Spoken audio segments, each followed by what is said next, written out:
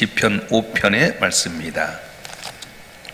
구약 성경 805페이지 시편 5편의 말씀입니다. 우리 한 절씩 교독하겠습니다. 여호와여 나의 말에 귀를 기울이사 나의 심정을 헤아려 주소서.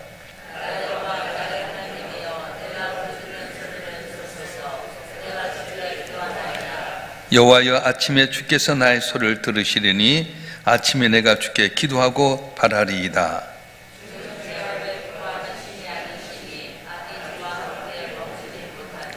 오만한 자들이 주의 목전에 서지 못하리이다. 주는 모든 행악자를 미워하시며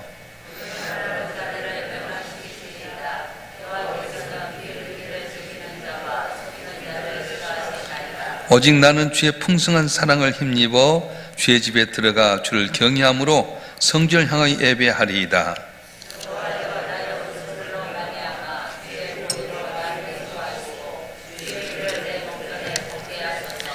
그들의 입에 신실함이 없고 그들의 심중이 심히 악하며 그들의 목구멍은 열린 무덤 같고 그들의 혀로는 아첨 하나이다.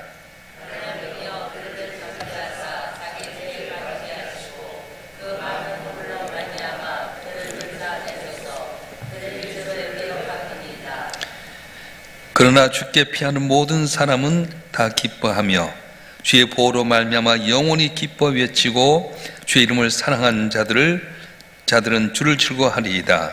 여호와여 주는 의인에게 복을 주시고 방패로 함같이 은혜로 그를 호위하시리이다. 아멘. 기도하겠습니다.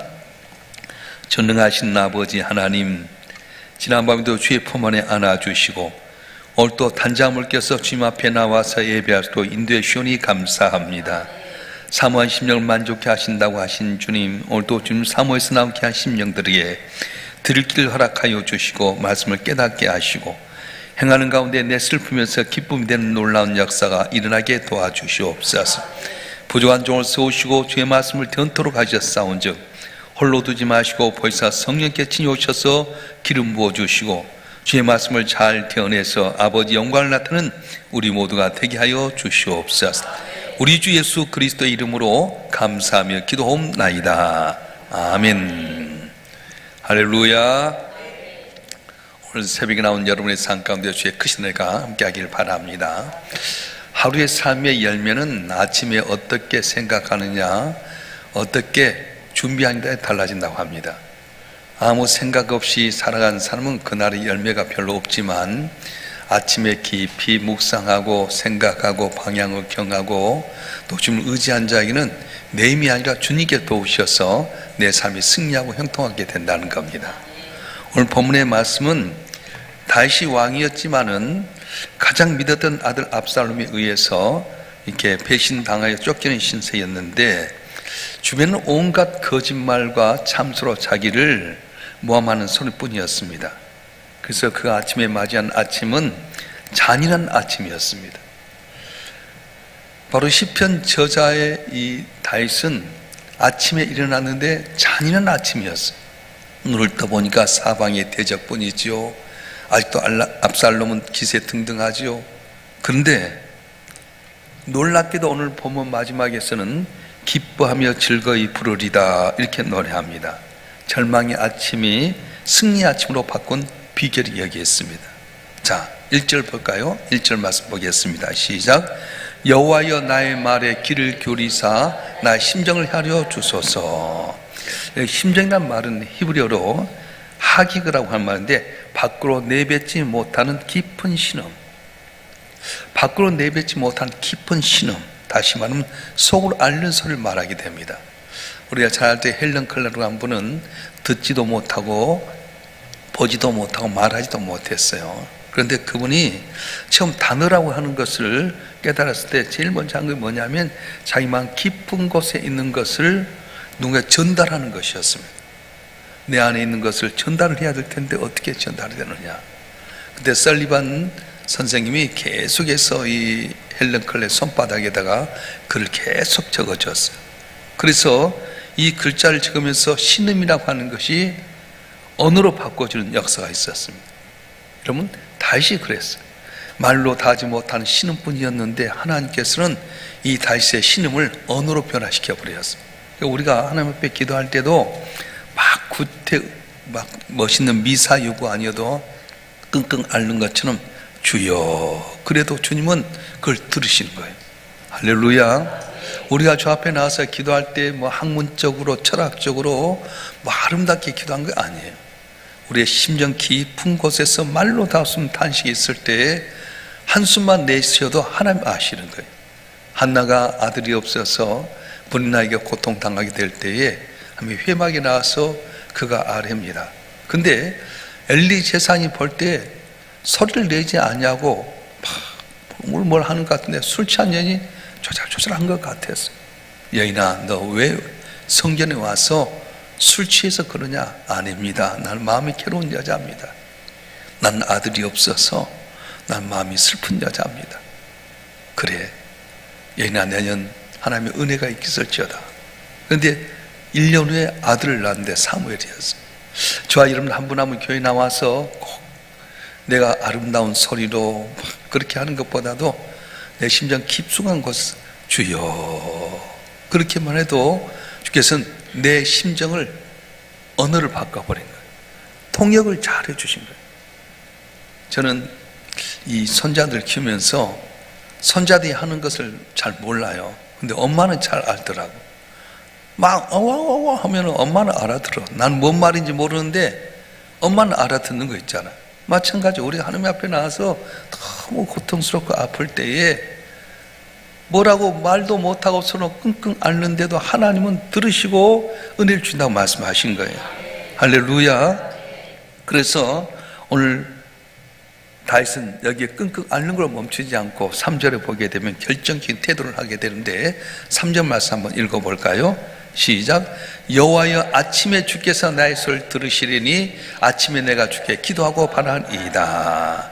아침에 내가 주께 기도하고 바라리이다. 이 바라리이다 말은 뭐냐면 파수꾼이 망대 위에서 적이 오는지 안 오는지 도착을 살피는 간절한 눈빛이에요.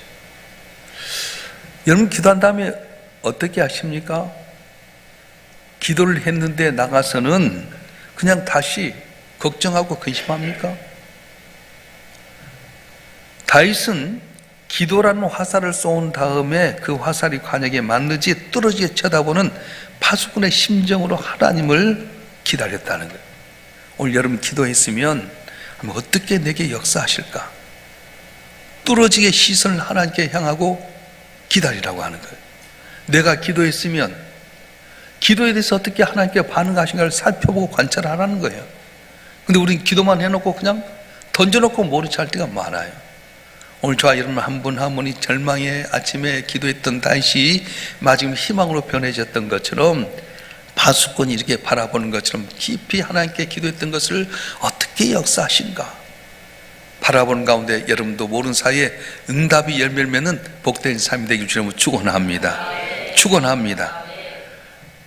다윗이 하늘을 바라보면서 깨닫는 거 있었는데 하나님은 죄인을 기뻐하지 않은 분이라는 거예요. 그래서 5절에 보면 오만한 자들이 주의 복전에 서지 못하리이다. 우리가 고통 가운데 가장 실수하는 게 무엇입니까? 우리는 상황이나 사람만 보는 거예요. 사람이 너무 크게 보이고 상황이 너무 크게 보입니다. 비난하는 사람이 너무 강해 보이고요, 저 악한 음모가 낡고 산길처럼 느껴집니다. 그런데 다윗은 하나님 앞에 세상을 다시 봐요. 그래서 하나님이라고 하는 거룩한 안경을 바라보고 세상을 보니까 그 기세등등했던 이 악인들은 하나님 앞에 서지도 못할 연약한 존재에 불과하다. 그걸 깨닫게 됐어요. 내가 보기엔 대단하고 기세등등하고 힘이 있는 것 같지만 거룩한 눈으로 바라보니까 저 기세등등했던 저 사람들도 한편에서 서지 못하다, 멸망당할 수밖에 없는 존재다 깨닫게 됐다는 거예요. 할렐루야. 여러분 작은 먼지도요, 보이지 않는 작은 먼지 현미경을 보면은 괴물같이 보이잖아요. 그런데 우주에 있는 넓은 별들도 망원경을 이렇게 보게 되면 아름다운 모습으로 되는 것처럼, 그 존재 자체가 희미해지게 된 것처럼 내 상황을 내 시선, 내 현명으로 바라보게 되면 죽을 것 같습니다. 그런데 거룩하신 하나님이라고 하는 이 망원경, 하나님의 망원경을 바라보게 되면 하나님의 통제 아래 있다는 걸 알게 돼요. 그러니까 똑같은 사물을 볼 때 어떻게 보느냐, 내 불신앙의 현미경을 보면 모든 게 다 크게 보이는 거예요. 근데 하나님의 거룩한 망원경을 가까이 보면은 이 손에 있는 먼지도 전혀 티끌같이 되는 거예요. 다 적게 보인다는 겁니다. 그래서 7절을 보게 되면 반전의 역사가 일어나게 되는데, 읽어보겠습니다. 7절 말씀 시작. 오직 나는 주의 풍성한 사랑을 힘입어 주의 집에 들어가 주를 경외함으로 성전을 향해 예배하리이다. 모니터 띄워놓으세요. 악인들은 쫓겨난데 다윗은 들어갔어요. 나는 주의 풍성한 사랑을 힘입어 주의 집에 들어가. 근데 여러분, 다윗이 성전에 들어간 것이 자기의 도덕적인 의로움 때문입니까? 그렇지 않습니다. 주의 풍성한 사랑을 힘입어, 헤세드라고 하는 건데, 모니터를 자기에 비춰봐요. 내가 잘남이 하나도 없고 오직 주님의 넓은 사랑 때문에 내가 구원받게 되고 복을 받게 된다는 거예요. 미국 남북 전쟁 시에 전쟁에 참여했던 군인들이 탈영하게 되면 이렇게 사형을 처하게 됩니다. 그래서 그 아들이 사형수가 되어서 이제 죽을 수밖에 없을 때 그 어머니가 링컨 대통령 와서 하소연합니다. 대통령 제발 살려주세요. 하나밖에 없는 아들인데 좀 도와주세요. 전쟁의 어려운 가운데 링컨 대통령이 많이 고민하다가 결국 사면장을 내려옵니다. 살려줘라. 사면장을 내려줬어요. 그때 그 어머니가 하는 말입니다. 대통령님, 제 아들이 무죄라서 살려준 것이 아니라 당신의 자비가 너무 커서, 당신의 자비가 너무 크게 살려주셨음을 평생 잊지 않겠습니다. 그렇게 고백했어요. 우리는 주 앞에 죄인입니다. 근데 죄 없다 함께 된 것은 죄가 없는 것이 아니라 크신 사랑으로 내 죄를 덮어버렸어요. 이걸 바로 칭의라고 하는 거예요. 할렐루야. 의인은 하나도 없습니다. 다 죄인입니다. 근데 하나님이 큰 사랑, 헤세드의 사랑으로 나를 덮어버렸기 때문에 내가 죄가 없는 것처럼 보여질 뿐이지 의로운 자가 아니라는 거예요. 그래서 오늘 어떻게 하는 겁니까? 누구를 보든지 간에 나는 1만 달란트 빚진 자예요. 1만 달란트 빚진 자라고 하는 건 뭐냐면 구원을 얻은 거잖아요. 내가 구원을 얻었는데 내 힘으로 된 것 아닙니다. 평생 갚지 못할 큰 은혜를 받았는데 내게 100달란트 빚진 자를 함부로 하면 주님께서 혼내신다. 난 너에게 1만 달란트 빚을 탕감해 줬는데 100달란트 빚진 갖고 네가 그렇게 힘들게 하느냐? 너 다 내놔라면 어떻게 하겠냐 말이에요. 그래서 우리는 구원받은 백성들은 언제나 삶의 현장 가운데 내게 잘못한 사람이 있을 때 덮어줘야 돼요. 용서해 줘야 돼요. 사랑해 줘야 돼요. 할렐루야. 그런데 교회 안에 와서 이렇게 보면서 미워하고 시기하고 질투하고 잘못하면 어렵습니다. 김사원 목사님께서 당신께서 목회에 반전이 있는 비결을 알려주셨는데, 해양교회라고 하는 교회에서 이제 10년 동안 목회를 하는 가운데 공장교회에서 너무 힘들게 만들어서 공장 옆에 브로커로 이제 같이 옆에 집을 지어졌는데 말라 죽이는 거예요. 저녁에 계속 히히히거리고 이야기하고 김 목사님 비방하고, 그러니까 잠을 2시간도 못 잘 정도로 빼빼 말랐대요. 결국 못 견디고 나오게 되는데 성령께 역사하시더라는 거예요. 너 가서 그분들에게 고맙다고 나와라. 아이고 하나님, 내가 뭘 고맙습니까? 나를 이렇게 10년 동안 못 살게 하고 내가 그 사람들에게 복수해야 될 텐데 고맙다고 하다니. 근데 성령의 감동이 줘가지고 가서 이제 하는데, 그 사장님이랑 거기 있는 사람들이, 임원들이 이제 나간다는 말을 듣고는 다 좋아하고 있는데 갑자기 딱 들어오니까 깜짝 놀랐대요. 아이고 그동안 미안했습니다. 그러니까 근데 너무 놀래가지고 이러냐. 근데 딱 그 문을 나오고 있는데 갑자기 길이 확 열리면 이겼다 그런 음성이 들리더라고요. 그래서 당신께서 사무엘 상하를 계속 성경을 보면서 바꿔졌는데 사울과 다윗을 비교하잖아요. 사울은 그 다윗이 나라를 건졌으면 귀하게 여겨야지. 그런데 그걸 시기하는 거예요. 사울이 죽은 자는 천천히요 다윗이 죽은 자는 만만이로다. 여인들의 말 때문에 미워하고 시기하다 보니까 그 가문을 멸망당하고 말았어요. 그런데 다윗은 어떻습니까? 사울이 그렇게 자기를 죽이려 하는데도 불구하고 언제나 길 부어 세운 종은 함부로 세운 것 아니다. 그리고는 사울의 손자 무비보셋을 찾아가지고 왕자처럼 대하잖아요. 자기를 살렸던 요나단을 잊지 않았습니다. 사랑하고 좋은 눈으로 바라보니까 다윗에게 가면 복을 받는다. 그러면서 우리에게 알려준 건 뭐냐면, 교회 안에서 미워하면, 시기하면 내가 안 된다. 그래서 11조 생활 잘하고 열심히 봉사했는데도 불구하고 안 되는 거 보면은, 당신 안 돼. 아이고, 이제 집회를 갔는데, 집회를 가면 꼭 그 영접부가 있잖아요. 이 영접부에서 다 목사님이 향해서 다 과일도 준비하고 차도 준비했는데, 한 분 집사님이 얼른 자기가 커피를 갖고 목사님이 딱 왔더래요. 그러니까 그분들이 그러면서 이 순번도 안 된 것이, 그러면서 미워하다. 근데 그 시로부터 그 가정도 몰락하더라고요.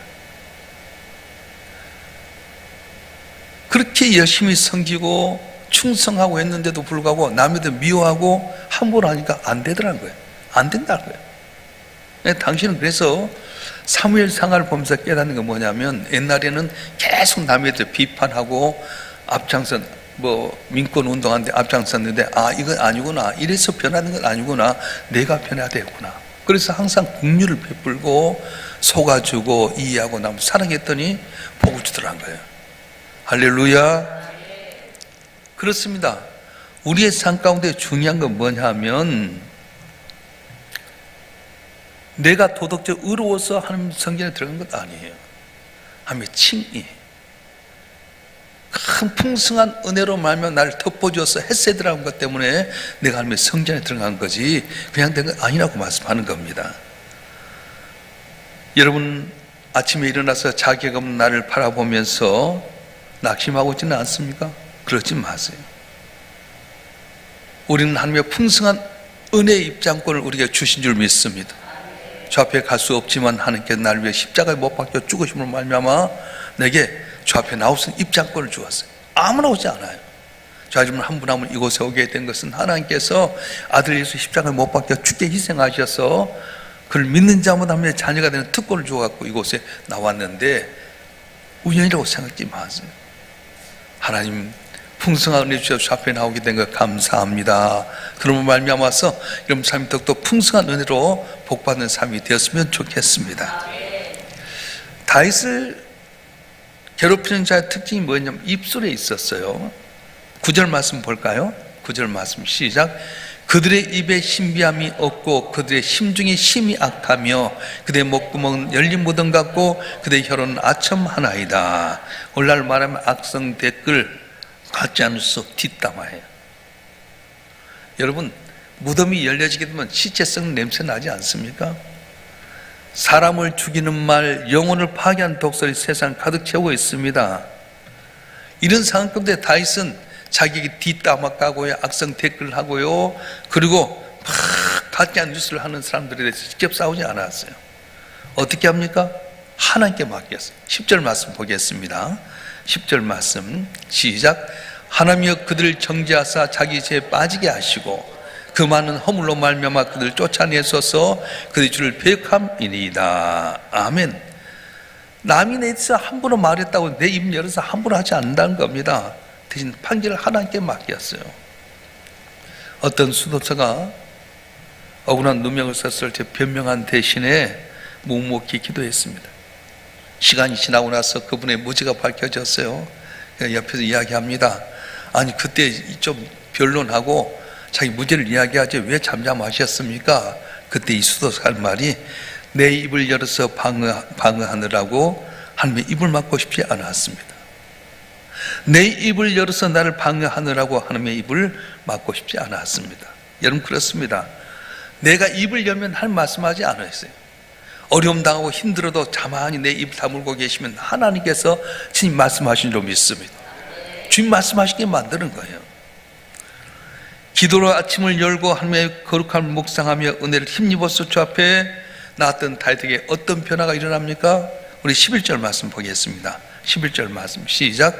그러나 주께 피하는 모든 사람은 다 기뻐하며 주의 보로 말미암아 영원히 기뻐 외치고 주의 이름을 사랑하는 자는 주를 즐거워하리이다. 아멘. 주께 피하는 모든 사람 다 기뻐하며 영원히 기뻐 외치고 주를 즐거워하리이다. 상황은 변한 건 하나도 없습니다.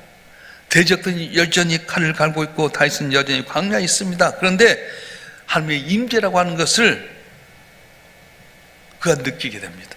아, 하나님 나와 함께 하시는구나.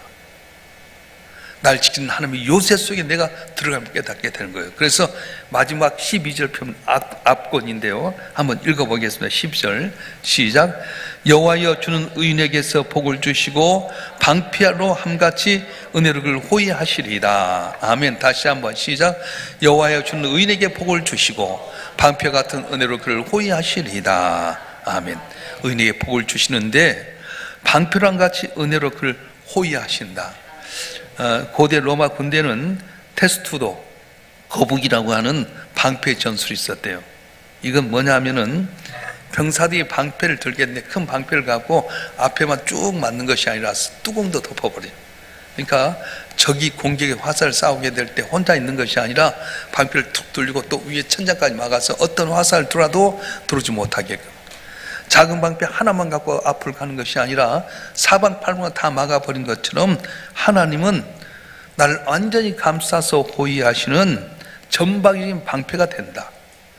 건강도 물질도 사탄의 계략도 모든 걸 다 막아주신 방패가 된 나를 호위하신다 말씀하고 있는 거예요. 할렐루야. 자, 오늘 주의 말씀부터 어떻게 살아야 되겠습니까? 첫 소리를 하나님께 들으시길 바랍니다. 눈을 뜨자마자 스마트폰을 바라보면서 이렇게 하기보다는 나의 왕 나의 하나님, 오늘 나의 부르심을 들으소서 기도로 시작했으면 좋겠어요. 새벽이 왜 좋습니까? 하루의 결과는 아침에 달라져요. 새벽에 주 앞에 나서 기도하고 주를 의지하며 주께서 내 갈 길을 좋은 길로 인도할 줄로 믿습니다. 그리고 우리가 아침이 중요해요. 또 하나는 망대 위에 서십시오. 기도했다고 한다면 하나님 어떻게 응답하실지 기대하면서 오늘 하루를 관찰하십시오. 반드시 하나님 일하십니다. 일한 걸 여러분 보셔요. 믿음 없이 말하지 말고 불가능하게 하신 하나님, 능치 못하면 하나님이 어떻게 역사실을 보고 관찰하라고 하는 거예요. 전에 있던 목사님도 그랬고 저도 그 모습 닮아서 그래, 아무도 안 된다고 믿지 말라고 해도 하나님 믿는 거죠.